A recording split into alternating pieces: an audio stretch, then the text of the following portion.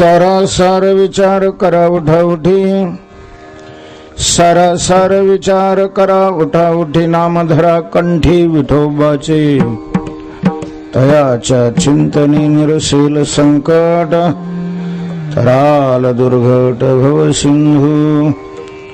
जन्मोनिया कुळी वाचे स्मरे राम, धरी हाची नेम अहर्निशी, तयाच्या चिंतने निरसेल संकट, तराल दुर्घट भव सिंधू. तुका म्हणे कोटी कुळेती पुनीत, भावे गाता गीत विठोबाची, तयाच्या चिंतने निरसेल संकट, तराल दुर्घट भव सिंधू. पांडुरंगा करू प्रथम पांडुरंगा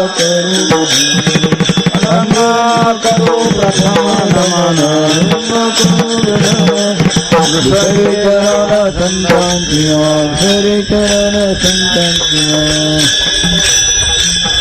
त्यांच्या कृपादाने कथिता विस्तार, त्यांच्या कृपादाने कथिता विस्तार. बाबाजी सद्गुरुदास तुका, बाबाजी सद्गुरुदास, बाबाजी सद्गुरुदास तुका. जयांचे केलिया स्मरण, होय सकळ विद्यांचे अधिकरण, तेची वंदू श्री चरण श्री गुरूंचे. नमो ज्ञानेश्वर, नमो ज्ञानेश्वर, निवृत्ती उदारा सोपान देवा, मस्तक हे पायावरी या वारेकरी. संतांच्या सारासार विचार करा उठाउठी, नामधरा कंठी विठोबाचे, तयाच्या चिंतने निरसेल संकट, तराल दुर्घट भव सिंधू. श्रीमंत श्री जगद्गुरु तुकोबाराय या अभंगातून साधकांना मार्गदर्शन करतात, उपदेश करतात. विठ्ठल विठ्ठल विठ्ठल विठ्ठल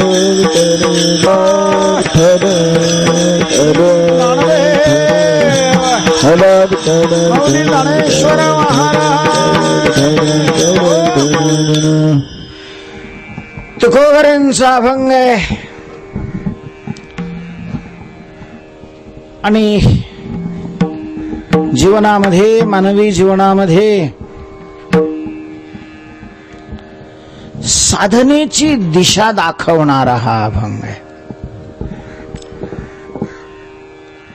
जर आपल्याला प्रामाणिकपणे स्वतःच चांगलं व्हावं असं वाटत असेल,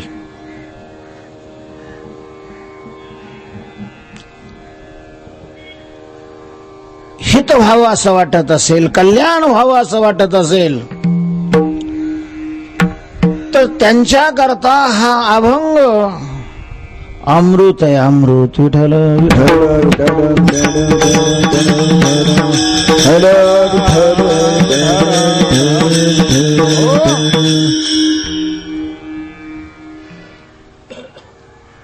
अर्थातच आपल्याला सगळ्यांना आपलं चांगलं व्हावं वाटतंय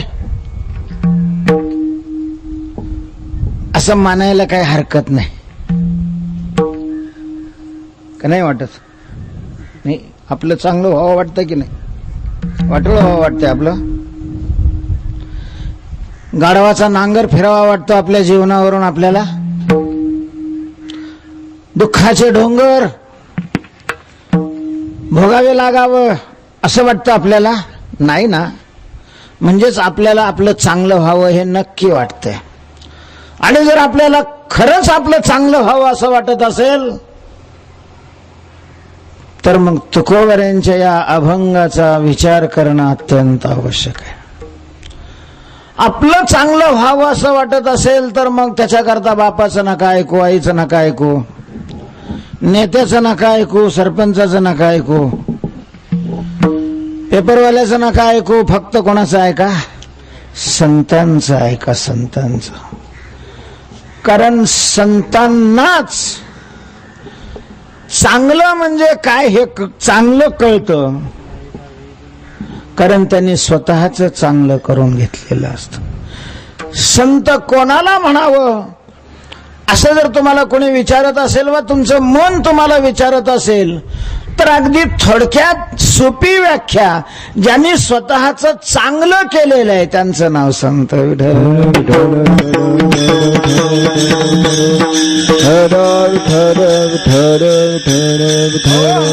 आईबाप आपले शत्रू नाहीत, नेतेही आपले शत्रू नाहीत, पेपरवालेही आपले शत्रू नाहीत.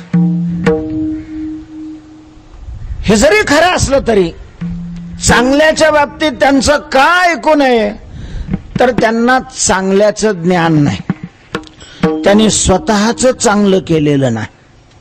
ज्याला चांगलं म्हणजे काय हे कळत नाही, ज्यांनी स्वतःच चांगलं केलेलं नाही, तो चांगल्याविषयी दुसऱ्याला काय मार्गदर्शन करणार आहे. ज्याला चांगल्याचं वास्तव स्वरूप काय हे कळत नाही, ज्यांनी चांगल्याची प्राप्ती करून घेतलेली नाही, चांगल्याविषयी त्याचं ऐकण्याचं काही कारणच नाहीये ना.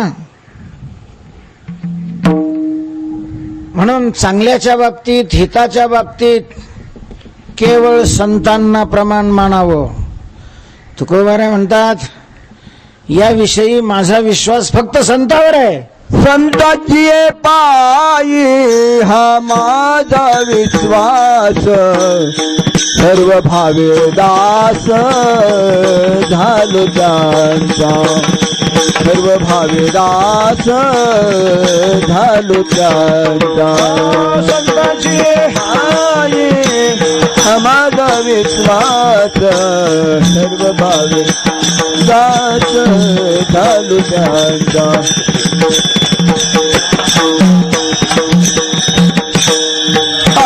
त्याची माझे हित करीतीच कळा, माझे हित त्याची माझे हित करीतीच कळा, हित करीतीच कळ, त्याची माझे हित करीतीच कळ. जेणे हा गोपाळ कृपा करी, जेणे हा गोपाळ कृपा करी. त्याचे माझे हित करीत सकाळ, जने हा गोपाळ कृपा करी, जने हा गोपाळ कृपा करी. संतांची पायी हा माझा विश्वास. तुम्ही म्हणाल गीतेमध्ये भगवंतांनी हिताकरता, कल्याणाकरता शास्त्रावर विश्वास ठेवायचा सांगितलेला आहे, शास्त्राला प्रमाण मानायचं सांगितलेलं आहे. तस्मात शास्त्रम प्रमाणन्ते.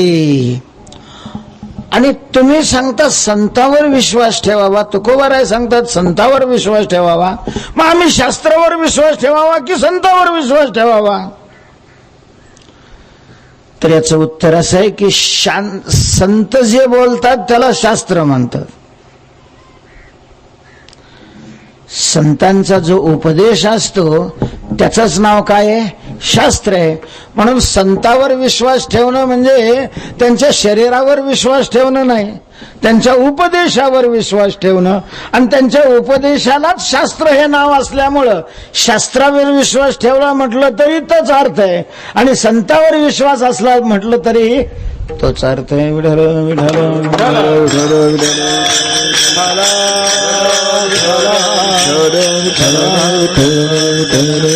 पुंडलिक वरदा श्री ज्ञानदेव माऊली ज्ञानेश्वर महाराज.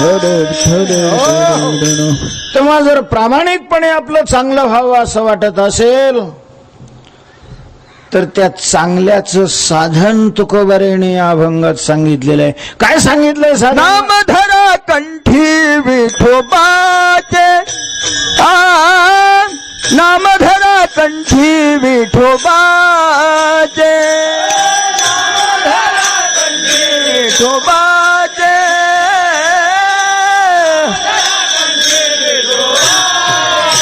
सारा सारा विचार करा उठा उठी, नामधरा कंठी विठोबाचे, नामधरा कंठी विठोबाचे.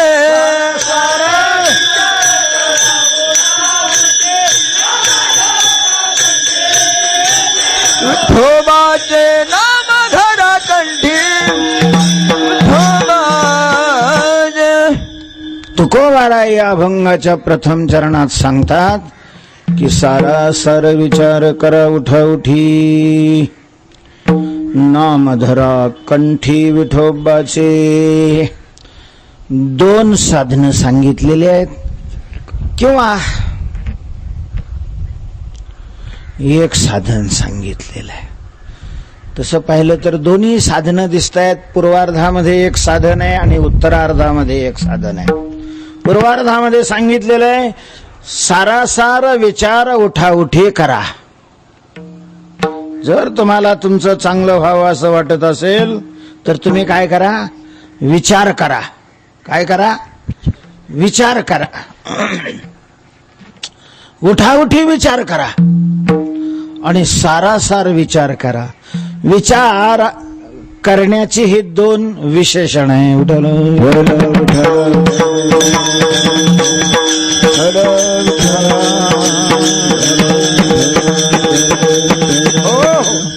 तेव्हा पहिलं साधन सांगितलेलं आहे की तुम्ही विचार करा आणि तो विचार म्हणजे सारासाराचा विचार करा.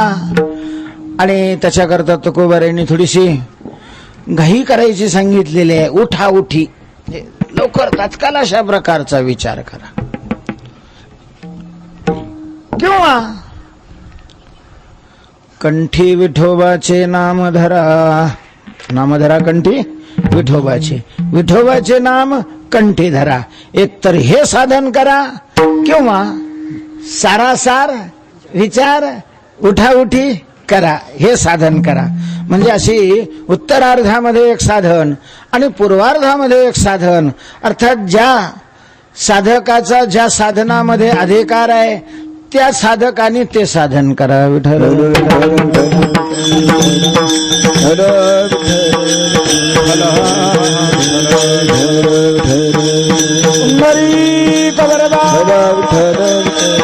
श्री ज्ञानदेव माऊली ज्ञानेश्वर महाराज.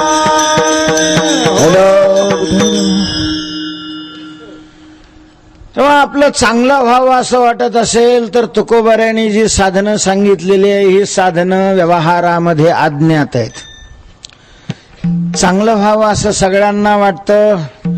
चांगलं कशाने होईल याची साधनही लोकांमध्ये सांगितली जातात आणि त्या साधनामध्ये प्रवृत्त असणारे भरपूर आहेत.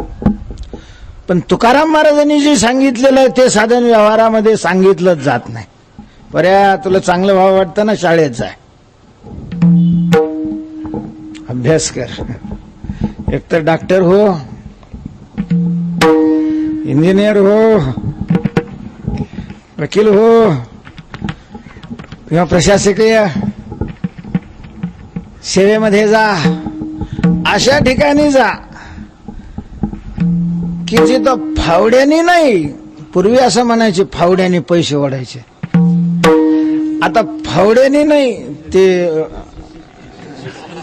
काय म्हणते त्याला, हा ते बुल्डोझरने पैसे ओढ. तुला तुझं चांगलं व्हावं असं वाटत असेल. व्यवहारामध्ये कमी अधिक प्रमाणामध्ये हाच उपदेश केला जातो, हे सांगितलं जातं. व्यवहारात असं कोणीच सांगत नाही की तुझं कल्याण व्हावं असं वाटत असेल तर नामधरा कंठी. बाप तीर्थाला गेला आणि पोराकरता माळ आणली. पाळ्या आमचं वाटोळं झालंय ते झालं, तुझं तरी नको वाटोळं होऊ देऊ, तुला अजून आयुष्य आहे, ही माळ घे आणि दररोज 1 लाख जप करत असा. बर असा किती वेळेला वारीला आलेला बाप घेऊन गेलाय माळ. महाराज तुम्हाला आश्चर्य वाटेल, असा उपदेश जे कीर्तन करतात तेही आपल्या पोराला नाही करत. विठ्ठल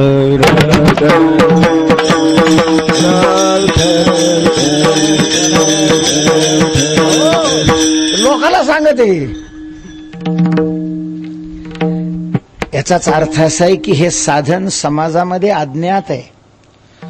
आणि तुकोबारायांनी अशा अज्ञात साधनाचं ज्ञान करून दिलेलं आहे म्हणून अज्ञात ज्ञापकत्व हे लक्षण या ठिकाणी बसतंय आणि तयाच्या चिंतने निरसेल संकट हे प्रयोजन असल्यामुळं हे शास्त्र आहे. हा अभंग शास्त्र काय आहे तर शास्त्राचं लक्षण याच्यावर बसलेलं आहे. शास्त्राचं लक्षण आहे अज्ञात ज्ञापकत्वात सप्रयोजनत्वात शास्त्रस्य शास्त्रत्वम. विठ्ठल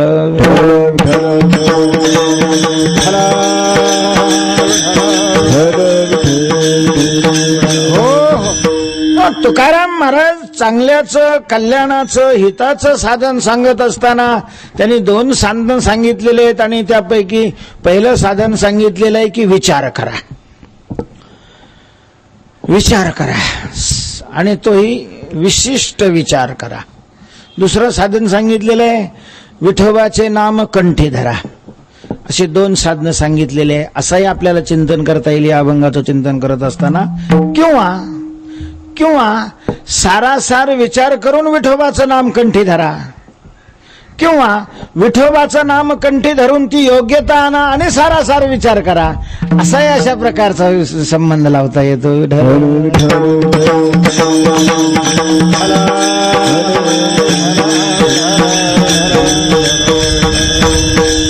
कुंडलीक वरदा श्री ज्ञानदेव माऊली ज्ञानेश्वर महाराज. क्रमाने आपण याचं चिंतन करूया. पहिल्यांदा सारासार विचार करा असं तुकोबारायजी म्हणतात की जर तुम्हाला तुमचं चांगलं व्हावं असं वाटत असेल तर तुम्ही सारासार विचार करा. तेव्हा सारासार विचार म्हणजे काय, उठाउठी करायचं का सांगतात, चांगलं होण्याचा आणि या सारासार विचाराचा कार्यकारण भाव संबंध काय आहे, म्हणजे या विचाराने चांगलं कसं होतं आणि हा विचार करण्याचा अधिकारी कोण आहे. अर्थात विचाराचा अधिकारी, विचाराचं स्वरूप, विचाराचं प्रयोजन आणि परस्पराचा संबंध असा या विचार करणं या साधनाचा अनुबंध काय आहे. विठ्ठल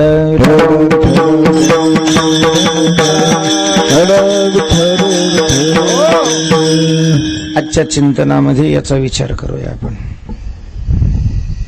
तुकाराम महाराज म्हणतात विचार करा. एक लक्षात घ्या, आपण जर शास्त्र पाहिलं तर आपल्या लक्षात येईल शास्त्रामध्ये कल्याणाची, भगवत प्राप्तीची, हिताची 2 साधनं सांगितलेली आहेत.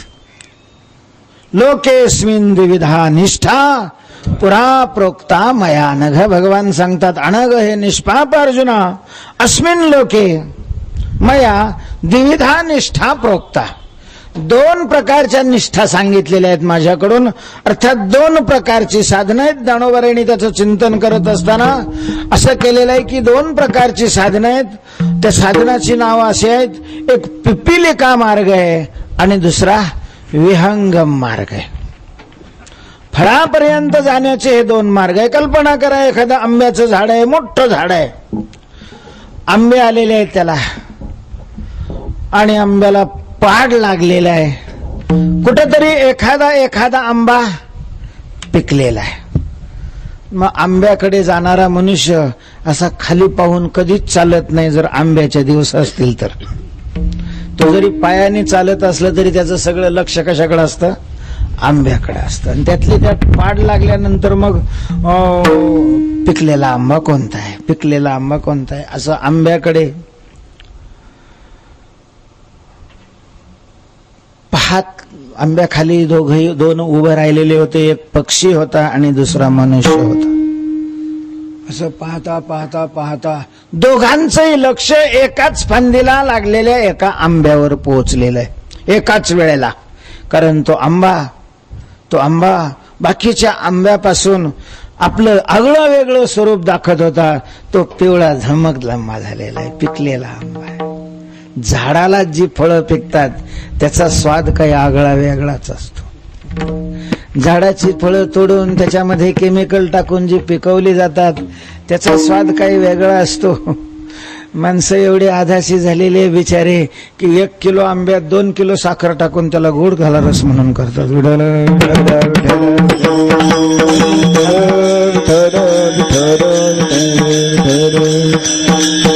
विठ्ठल श्री ज्ञानदेव माऊली ज्ञानेश्वर महाराज. हो, त्या आंब्याकडे दोघांचं लक्ष गेलेलं आहे. दोघंही दोघांना आंबा हवा हवासा वाटलेला आहे आणि म्हणून तो आंबा मिळवण्याकरता दोघांनीही प्रयत्न सुरू केलेले आहेत. कोण दोघं आहेत? रामराव आणि शामराव नाही. एक पक्षी आहे आणि दुसरा मनुष्य आहे. दोघांनी सुरुवात केलेली आहे आंब्यापर्यंत पोहोचण्याकरता. आता पक्ष्याने काय केलं? घेर टाकला आणि सरळ मधल्या मार्गाने जाऊन तो थेट आंब्यालाच जाऊन भिडला. लगेच त्याने आंब्याला चोच मारली. धनवऱ्या लिहितात, देखे उत्प्लवना सरिसा पक्षी फळाशी झोंबे जैसा. जैसा पक्षी उत्प्लवना सरिसा फळाशी झोंबे. उड्डाण केल्याबरोबर थेट फळ. ज्ञानोबाराय विचारतात, सांग अर्जुना, मनुष्य तसा पक्षासारखा उड्डाण करून फळापर्यंत जाईल का? नाही. तो जाणार नाही का? जाईल तो, पण असा सरळ त्याला फळापर्यंत जाता येणार नाही. त्याला पहिल्यांदा खोड गाठावा लागेल. खोडावरून तो त्या ज्या फांदीला तो आंबा लागलेला आहे त्या फांदीवर जाईल आणि मग हळूहळू सरकत सरकत तोल सांभाळीत पर फांदीला कवठळून थोडं थोडं इंच इंच इंच इंच. कारण जर फिरला आणि तोल गेला फळ तर नाहीच नाही, पतित होण्याची शक्यता आहे. म्हणून सगळं सांभाळून हळूहळू तो जाईल. वेळ लागेल त्याला, जाईल तो त्याच फळापर्यंत जाईल. ज्या फळापर्यंत पक्षी गेलेला आहे त्या फळापर्यंत तो जाईल, पण त्याला काय लागेल? वेळ लागेल. त्याला पिपीलिका मार्ग म्हणतात. हे जसे फळापर्यंत जाण्याचे 2 रस्ते आहेत, तसंच कल्याणरूपी फळ, मोक्षरूपी फळ, भगवत रूपी फळ जे आहे त्या फळापर्यंत जाण्याचेही मार्ग 2 आहेत. एक विहंगम मार्ग आहे, त्याला ज्ञानाचा मार्ग म्हणतात, आणि दुसरा भक्तीचा मार्ग आहे, ज्याला पिपीलिका म्हणतात. भक्तीच्या मार्गाने मनुष्य निश्चित त्या फळापर्यंत जाईल, पण त्याला काय लागेल? वेळ लागेल. विठ्ठल विठ्ठल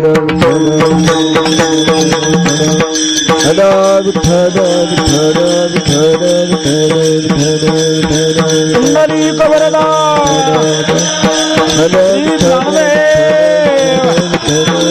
माऊली ज्ञानेश्वर महाराज. ज्ञानाचा मार्ग हा विहंगम मार्ग आहे. भक्तीचा मार्ग हा पिपीलिका मार्ग आहे. भक्तीच्या मार्गामध्ये धोके कमी आहेत आणि सामान्य अधिकारीही भक्तीला चालू शकतो. ज्ञानाच्या मार्गाने साध्य लवकर प्राप्त होतं, पण त्याच्यामध्ये धोके अधिक आहेत आणि कोणालाही त्या मार्गाचा अवलंब करता येत नाही. जसं पंख ज्याला आहे तो उड्डाण करू शकतो,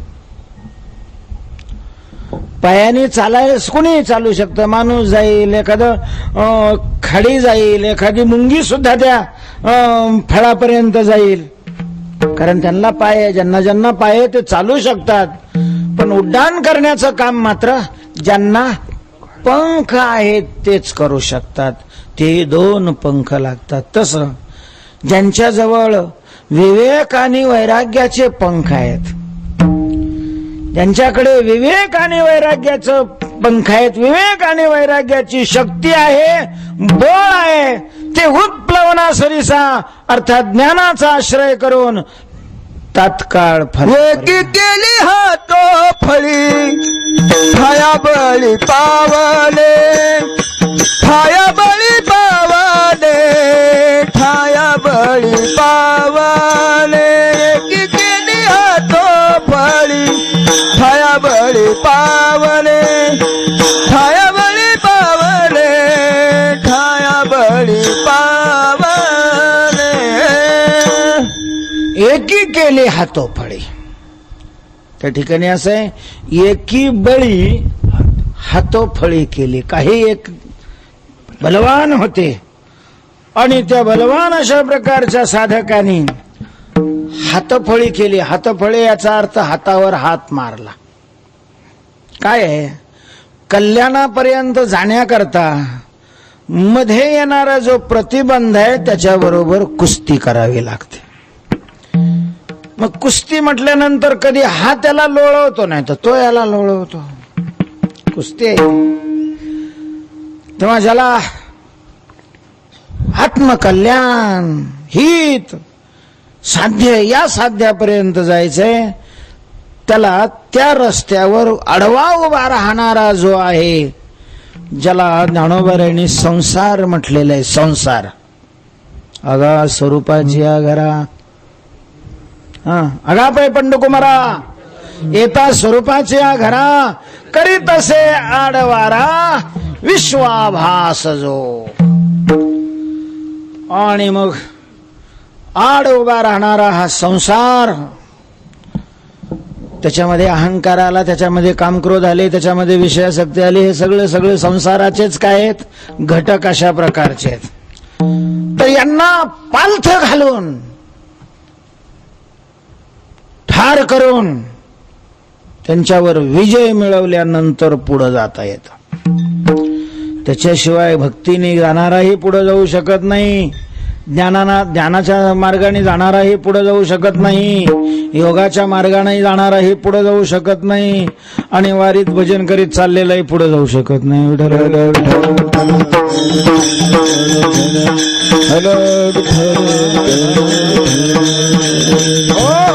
आणि त्यांना लढवण्याकरता जी ताकद लागते ती विवेक आणि वैराग्याची ताकद लागते. विवेक आणि वैराग्याची लागते. विरक्ती वाचवणी काही ज्ञानाशी तगणेच नाही, हे विचारून ठाई ठेविले देवे. 15व्या अध्यायात ज्ञानोबाराय लिहितात. ज्ञानेश्वरीतला 15वा अध्याय म्हणजे ज्ञान कांड आहे. 12व्या अध्यायाच्या उत्तरार्धापासून अद्वेष्टा सर्व भूतानाम या श्लोकापासून ज्ञानकांडाला प्रारंभ होतो. पण साधारण 13वा 14वा आणि 15वा हे 3 अध्याय पूर्ण ज्ञानकांडात्मक अशा प्रकारचे अध्याय आहेत. तेव्हा त्या ठिकाणी ज्ञानाकरता विवेक आणि वैराग्याची शक्ती लागते. वैराग्य लागतं आणि वैराग्य हे विवेकाने निर्माण होत असतं. म्हणून 15व्या अध्यायामध्ये विवेकाला प्राधान्य अशा प्रकारचं दिलेलं आहे. का? वृक्षाचं रूपक करून भगवंतांनी हा संसाराचं वर्णन केलं तर त्याचं वैराग्य निर्माण होण्याकरताच, नाही का. विरक्ती वाचवणी काही दानाची दगणीची नाही, हे विचारून ठाई ठेविले देवे. तैशी संसाराया समजता जाणी जे जे अनित्यता ते वैराग्य देवडिता पाठी लागे. तेव्हा ज्ञानाचा अधिकारी तो आहे. वेदांताच्या ग्रंथामध्ये प्रारंभीच ते लिहिलेलं असतं. निष्काम कर्माने उपासना करून ज्याने निष्काम कर्माने उपासना लिहिलं तर खरं ते निष्काम शब्द उपासनेकडे सुद्धा लावायचा. म्हणजे निष्काम कर्म आणि निष्काम उपासना करून ज्यांनी मल विक्षेप घातलेले आहेत. नुसतं कर्म केलं आणि उपासना केली म्हणजे दोष नाही जात, उलट कर्म आणि उपासनेने दोष वाढत असतात. विठ्ठल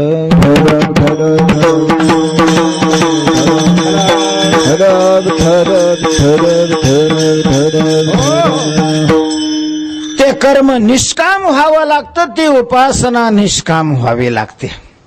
निष्काम कर्म आणि निष्काम उपासना करून ज्यांनी चित्तातले मल आणि विक्षेप 2 दोष घालवलेले आहेत आणि आवरण हा दोष घालवण्याकरता जो साधन चतुष्टय संपन्न आहे. साधन चतुष्टय म्हणजे 4 प्रकारची साधनं. या 4 प्रकारच्या साधनामध्ये विवेक पहिलं साधन आहे, वैराग्य दुसरं साधन आहे, समाधी षटक तिसरं साधन आहे आणि मुमुक्षुत्व 4थं साधन आहे. अर्थात ही शक्ती ज्याच्या जवळ आहे तो या ज्ञानरूपी साधनाचा काय आहे, अधिकारी आहे. ज्ञान विचाराने प्राप्त होतं. ज्ञानाची प्राप्ती, ज्ञानाची उत्पत्ती कशाने होत असते? विचाराने. विचारात ज्ञानम जायते, विचाराने ज्ञान उत्पन्न होतं. म्हणून शास्त्रामध्ये साधकाला विचार करण्याकरता प्रवृत्त केलेले आहे. सदा विचारे तस्मात् जगत जीव परात्मनः, जीव भाव जगत भाव बाधे स्वात्मैव शिष्यते, सदा विचारे तस्मात्. विठ्ठल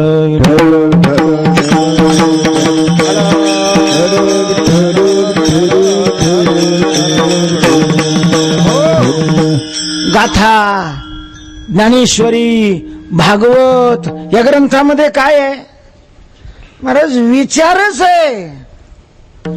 आता आपण त्या ग्रंथाचाच विचार करत नसल्यामुळं त्या ग्रंथात काय आहे याचा काही संबंध नाही. पारायण गावोगाव होतात. आता अलीकडे ज्ञानेश्वरीचे पारायण काय झालेले आहेत? गावोगाव सुरू झालेले.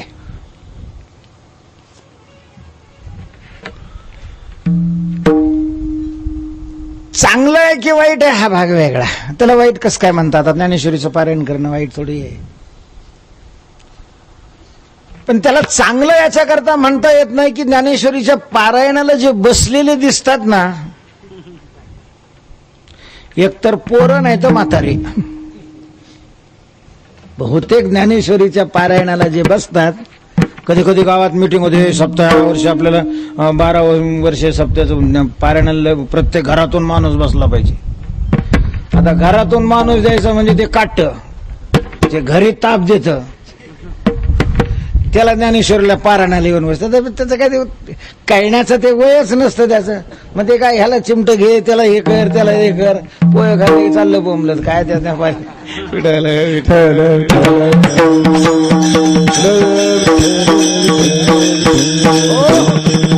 जो कारभारी याला गावात बोंबलत फिरायचं, तो गावात ज्ञानेश्वरीच्या पारायणाला बसत.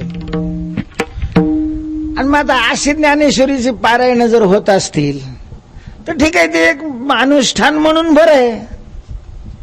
याच्यापेक्षा त्याचा दुसरा काय फायदा होणार आहे? एकतर कळण्याची क्षमता ज्याच्या ठिकाणी आहे त्याने ते पारायणाला बसलं पाहिजे. आणि नुसत्या पारायणामध्ये ते ग्रंथ उरकायचा असतो 7 दिवसामध्ये. ओव्या म्हटल्या जातात सणासण सणासण पुराच्या पाण्यासारख्या. त्या ओवीत काय सांगितलेलं आहे हा विचार करायला त्याला वेळ तरी कुठं राहतो त्या पारायण करणाऱ्याला. म्हणून पारायण सप्ताहात केल्यानंतर घरी तसं ते जनावर चरायला सोडली की मग 2-3 तास चरायचं असतं त्यांना, तेवढ्यात भरपूर ते खाऊन घेतात आणि मग गोठ्यात येऊन निवांत काय करतात?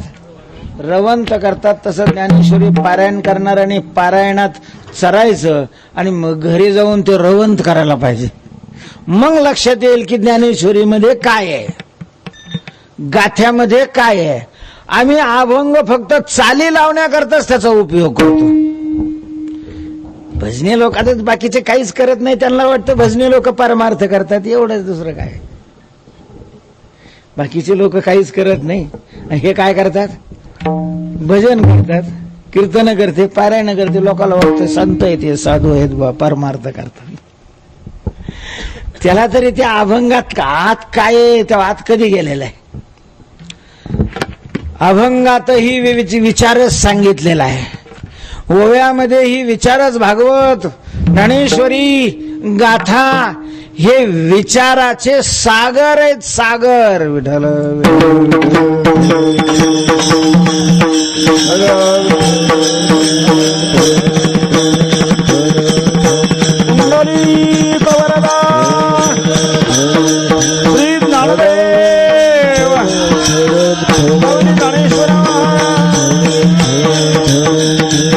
फलकट तो संसार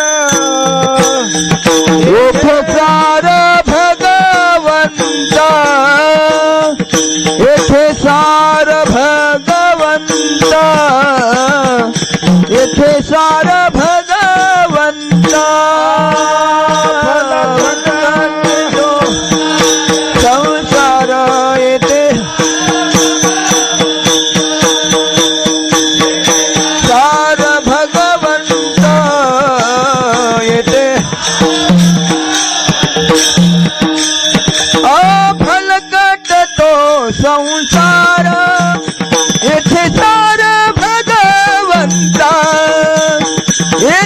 सार भगवंत, इथे सार भगवंत. भलका तो संसार,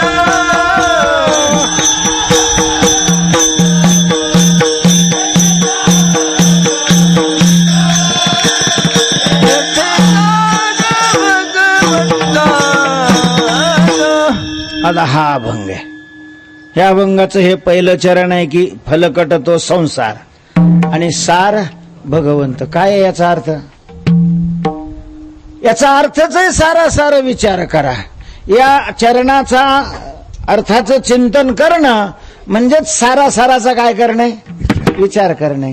ते के सारासार विचारिता क्रांती ते पाह्या सारता आणि सारते स्वभावता नित्य जाणे. ठीक आहे. तुकाराम महाराज म्हणतात सारासार विचार करा, विचार करा. विचार आणि ज्ञान प्राप्त होतं. ज्ञान शब्दाचा अर्थ आत्म्याला विषय करणारे अशा प्रकारची वृत्ती, आत्म्याला साक्षात विषय करणारी वृत्ती, याला ज्ञान म्हटलं जातं. आणि अशा प्रकारची वृत्ती निर्माण होण्याकरता विचार हे महत्वाचं साधन आहे. विचार करा. लोक म्हटले महाराज आम्ही विचार कस काय तुम्ही आम्हाला सांगायला लागले? हा तुमचा पिष्टपिशन्याय आहे. पिष्टपिशन्याय शब्दाचा अर्थ दळलेलंच पुन्हा दळणं, शिजल्यानंतर जाळ घालणं व्यर्थ आहे, दळल्यानंतर पुन्हा त्याला गिरणीत टाकणं व्यर्थ आहे. तसं जे करतोय त्याला तेच कर म्हणून सांगणं व्यर्थ आहे. आम्ही विचार करत नाही असं वाटतं का तुम्हाला? केवढा विचार करतो महाराज आम्ही, विचारातून फुरसत नाही. दिंडीत चाललं तरी आमच्या डोक्यात विचारच चालू राहतो. कीर्तनाला बसलं तरी विचार चालू राहतो. अंतरणावर लोळत असलो तरी आमचा विचार चालू राहतो. असं आमच्या जीवनामध्ये विचाराला प्राधान्य, आम्ही विचार करतोय. मानवी जीवनामध्ये विचाराचं प्राधान्य. मनुष्य आणि जनावर याच्यात काय फरक आहे? जनावराकडे विचाराची शक्ती नाही आणि माणसाकडे काय आहे? विचाराची शक्ती. हा महत्वाचा फरक आहे. म्हणून विचार नसलेला मनुष्य, विचाराचा आश्रय न करणारा मनुष्य, शास्त्रकार त्याला सरळ काय म्हणतात? पशु. पशु नाही तरीही ना पशुनी, नाही तरीही ना पशुनी, नाही तरीही ना विचार नाही जातो,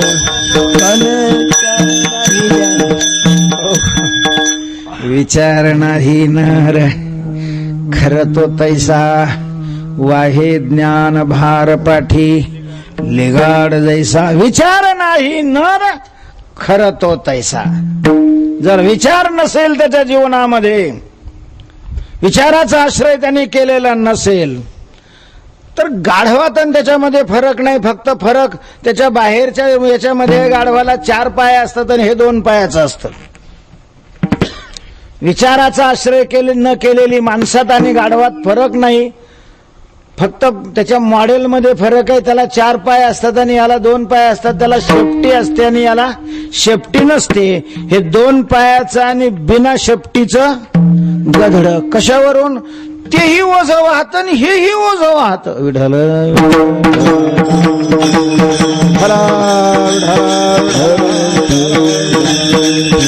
हो.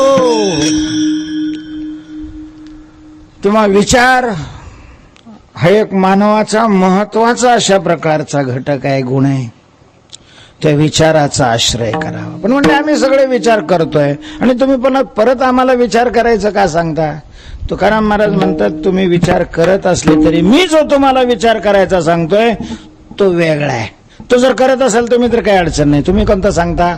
सारासार विचार करा. नुसता विचार नका करू. तुम्ही जो करता तो विचार आहे की अविचार आहे का कुविचार आहे? हा भाग वेगळा आहे.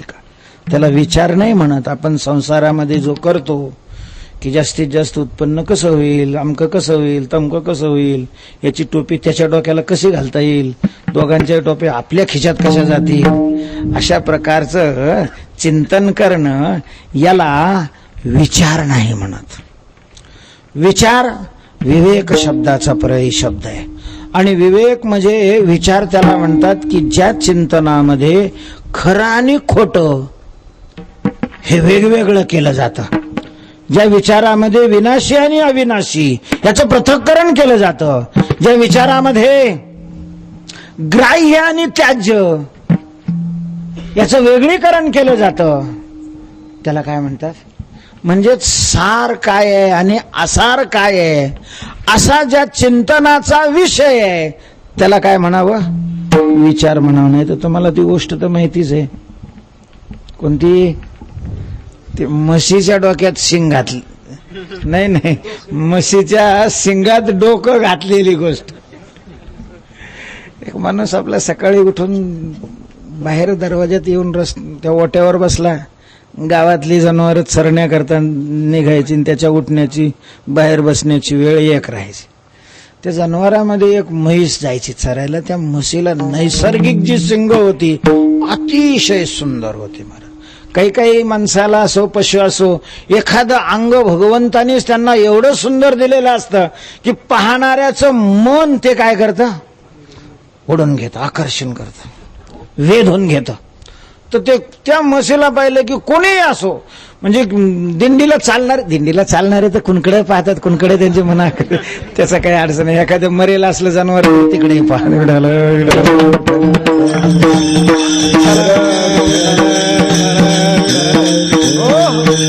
कोणाचंही मन आकर्षण तो पाहत राहायचा मनुष्य. त्या अशी गोल होती शिंग, सुंदर होती. ते शिंग त्यांनी पाहायची मग त्याच्या डोक्यात विचार यायचा, ते शिंगात आपलं डोकं जाईल का. जवळजवळ 6 महिना हा क्रम चालू होता. त्यांनी बाहेर बसायचं, ती म्हैस चरायला जायची, त्यांनी ती शिंग पाहायची, त्याच्या डोक्यामध्ये हा विचार कर. आणि मग ती म्हैस गेल्यानंतर बऱ्याच वेळ त्यांनी तोच विचार करत राहायचं, काय डोकं शिंगात जाईल का. पण मग 6 महिने झाल्यानंतर परिपक्व झाला त्याचा विचार. थोड्याचा विचारच करत कधी कर राहायचं. एकदा प्रत्यक्ष काय कर, प्रयोग कर. मग म्हशीला आपल्याजवळ येऊन थांबवण्याकरता त्यांनी घासाची पेंडी विकत आणली. त्या दिवशी सगळं आटपून म्हशीची वाट पाहत बसला. म्हैस आल्याबरोबर त्याने घासाची पेंडी पुढे केली. आता हिरव्या चाऱ्या भांबावे पसू. ती म्हैस लगेच वळली. ती पेंडी घेण्याकरता त्याने असं खाली हात केला पेंडीचा, तिने तोंड असं केलं जवळ, आणि याने तेवढ्यात महाराज मुंडकं घातलं तिच्या शेंगामध्ये. ते मुंडकं बी त्या कुकरच्या झाकणासारखं झालं. त्या कुकरच्या झाकणाचं असं असतं, ते एका बाजूने बरोबर आत जातं आणि त्याला फिरवलं का पुन्हा नाही निघत. म्हणजे एवढी वाफ असते, वाफेची ताकद असते, पण तरी ते झाकण काही निघत नाही. तसं त्या शिंगाचा काय आकार होता का याच्या बोंडक्याचा आकार होता. बरं जाताना ते गेलं आणि ते गुतलं त्याच्यामध्ये. त्या म्हशीनं असं हिंजड्या दिल्याबरोबर ते वाट्यावरून खाली आलं.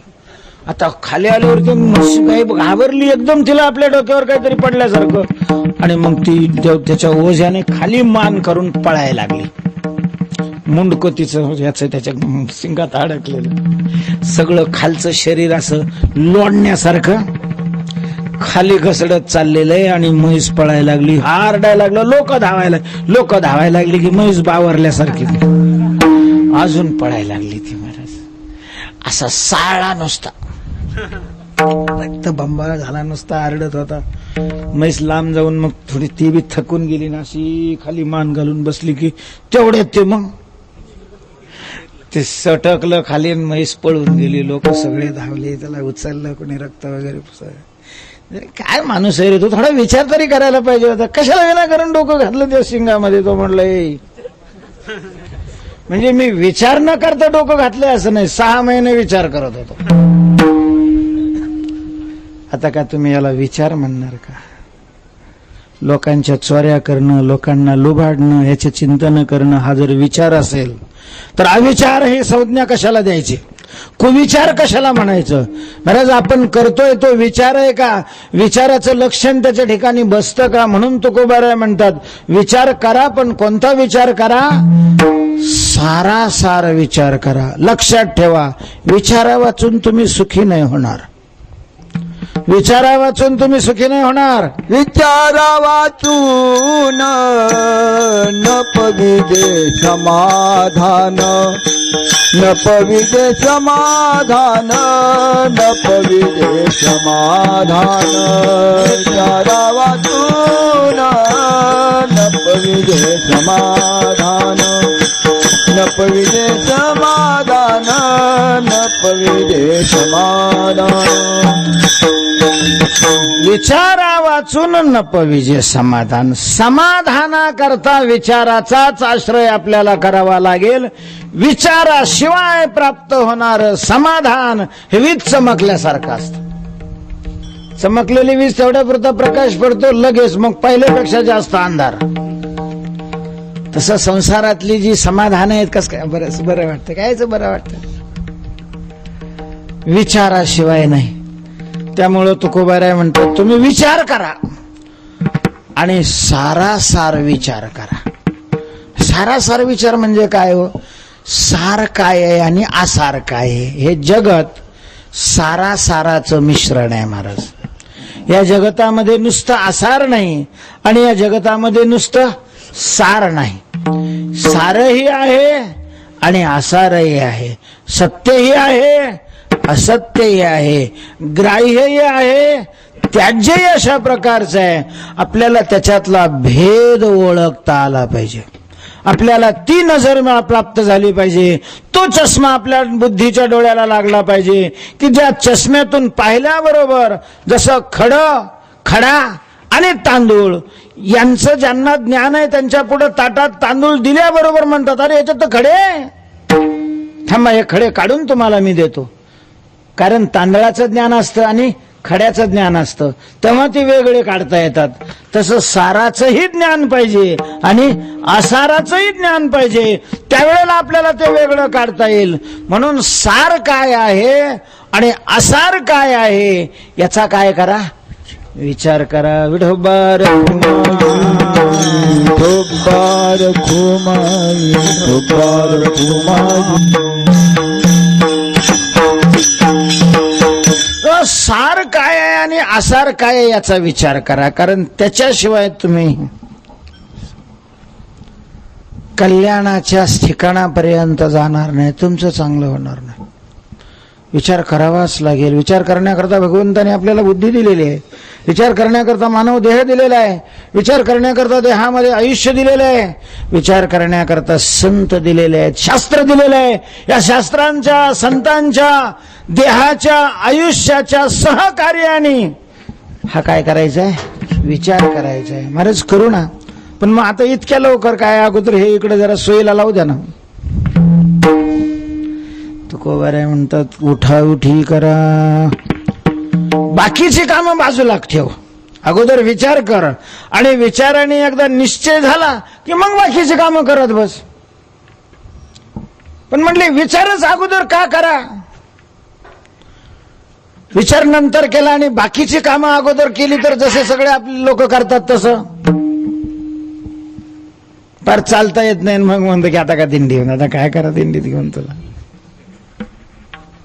आश्रमात राहू का?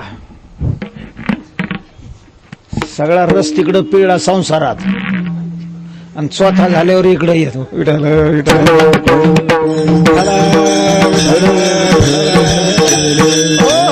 आता काय करणार? तू ऐकायला येत नाही, लक्षात राहत नाही, शारीरिक सेवा करायला शरीरही काय देत नाही, साथ देत नाही ना. आता इथं राहून काय उपयोग आहे? तात्काळ उठाउठी का करा? त्याचं कारण आहे एक तर शरीराचा भरवसा नाही, आजच अभंग होऊन गेलेला आहे. क्षणभंगूर नाही भरवसा. हे शरीर क्षणभंगूर आहे, क्षणात भंग होणार आहे. नाही सांगता येत महाराज आपण उद्याचा सूर्योदय पाहतो की नाही हे निश्चित नाही सांगता येत. माशी पाख पाखडे तव हे सरे, माशीला पंख फडकायला वेळ लागेल, तेवढाही वेळ प्राण निघून जायला. लोक म्हणतो आता माझ्याशी बोलला, मग तुझ्याशी बोलला म्हणजे लोक मरणार नाही असं काही ठरलंय होय? शरीराचा भरवसा नाही, कधीही पडू शकतं. आणि मग पडल्यानंतर पुन्हा मागुता हाची जन्म पावसी, भोगिले सुख दुःख जाणसी, हे तो न घडे रे सायासी, सायासी न घडे. कारण हा मिळालेला आहे, हेच भगवंताची कृपा आहे. पावलो हा देह कागत आली न्याय. पण म्हणजे दुसरं तरी मिळेल ना, हा दुसरं मिळेल ना, मग पण त्याच्यात विचार नाही करता येणार ना. पोरं सगळ्या शरीरामध्ये निर्माण करता येतात. कुत्र्याला पिल्ले असतात, मांजराला पिल्ले, सगळ्याला पिल्ले. पण कुत्र्याला आणि मांजराला सारासाराचा विचार करता नाहीये. ती बुद्धी त्यांच्या ठिकाणी नाही, ती बुद्धी मानवाच्या ठिकाणी आहे. म्हणून मानवानी बाकीची कामं नंतर, सारासार विचार अगोदर. सारासार विचार करा, उठाउठी. तेव्हा सारासार विचार याचं स्वरूप काय आहे अजून स्वरूप सांगितलं नाही. फक्त सारासार विचार करा आणि उठाउठी करा, याचं चिंतन आपण केलेलं आहे.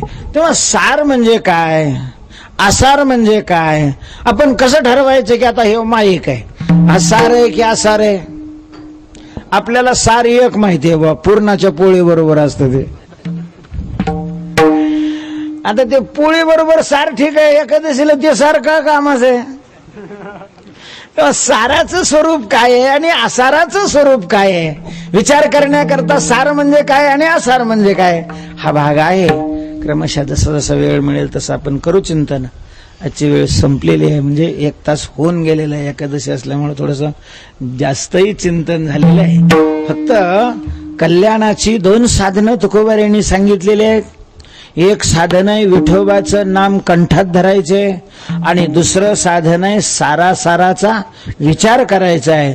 तर सारासाराचा विचार करणं म्हणजे काय आहे, आणि सारासाराचा विचार केल्यानंतर आपलं चांगलं कल्याण हित कसं होणार आहे, याचं चिंतन राहिलेलं आहे. क्रमशः ते चिंतन केलं जाईल. ज्ञानेश्वर